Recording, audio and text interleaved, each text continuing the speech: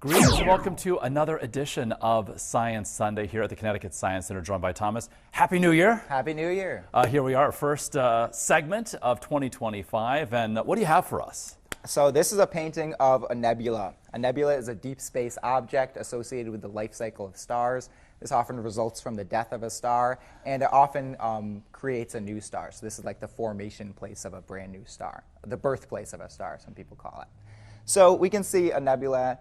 It looks pretty cool with our visible eye, and you can actually go online and look up tons of cool images of some really spectacular looking nebulas in deep space. They're really cool, they're really colorful, and just awesome to look at. But there's some other cool information that we can get by looking at these nebulas with some different tools.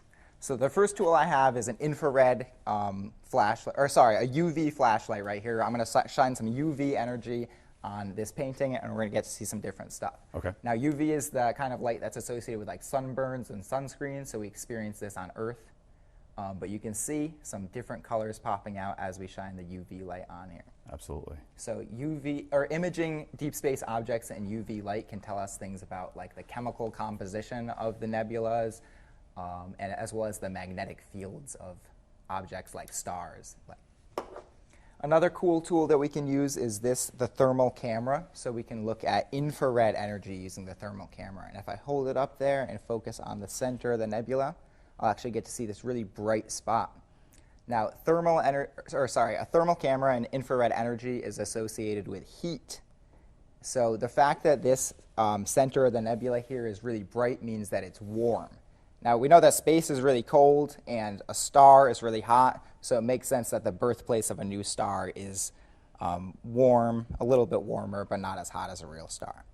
So these are just some tools that scientists can use to image deep space objects like nebulas and stars and other things, and just get a really a much more holistic view of the information that's going on, learn stuff about magnetic fields, heat, chemical compositions, and all sorts of other stuff. And this ties in beautifully to your totally reimagined Exploring Space exhibition that is now open. Yep, we've got a brand new gallery. It's got 30 new, or I think more than 30 new exhibits and a couple of new public programs that we'll be doing with some of the educators at the Science Center, including this one and another cool one about mirrors and viewing things in space as well. Yeah, so if you've been to the Science Center recently, it's been closed because it's been totally redone. So come check it out. It's included with general admission or your membership. Yeah. All right, Thomas, thank you so much. ctsciencecenter.org is where you can go to learn more about everything that the Science Center offers. In the meantime, we'll see you for another edition of Science Sunday next weekend.